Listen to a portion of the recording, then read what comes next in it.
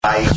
Ya seperti saya katakan, kalau di negeri Belanda sih memang masih kelihatan bagus ya, karena di sini semua memang dijaga sepertinya ya, tentang lingkungannya dengan keberadaannya ya, bahkan di sini sampai kepada interaksi manusia dengan hewan pun.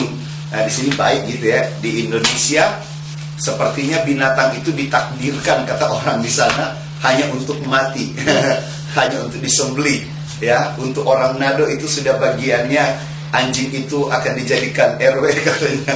Nah, tapi saya berkata beberapa kali, jangan coba-coba makan RW di sini ya, sebab kalau ketahuan sama pemerintah bisa masuk penjara gitu ya. Nah, jadi kita lihat betapa di sini sebenarnya interaksi antara sesama manusia dan manusia dengan lingkungannya ya, itu bagus. Tetapi kalau kita nanti akhirnya diperhadapkan kepada pelayanan yang di luar seperti negara ini, nah kalau kita nggak memahami dengan baik, maka kita tidak bisa mendaratkan Injil dengan baik di sana. Kita nggak bisa melakukan pelayanan misi dengan baik ya.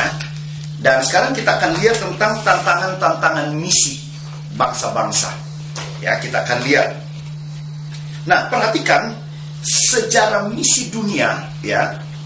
Jadi sejarah misi dunia dari hari ke hari itu bukan mengalami kemunduran kalau kita akan lihat. Tetapi dalam sejarah mencatat bahwa gereja dari waktu ke waktu mengalami perkembangan dimanapun di dunia ini ya, sampai kepada tempat-tempat yang dimana Injil atau kekristenan sendiri itu ditekan, itu kekristenan atau pelayanan misi itu tidak berhenti, tetapi itu terus berkembang dan berkembang ya, sampai detik ini. Dan diperkirakan ya, kalau kita lihat misalnya di Cina pada tahun 49 ada 1 juta orang Kristen, dan diperkirakan sebenarnya ini sudah dari tahun yang lalu ya, perkiraan ini sekarang kekristenan di Cina itu ada kira-kira 50 juta orang. Mungkin sekarang ini sudah lebih, dan saya yakin ya, karena setiap hari orang-orang Kristen itu bertambah bukan berkurang. Minimal pasti ada 1 orang bertobat, nah gitu kan, paling kecil sekali. Dan kita lihat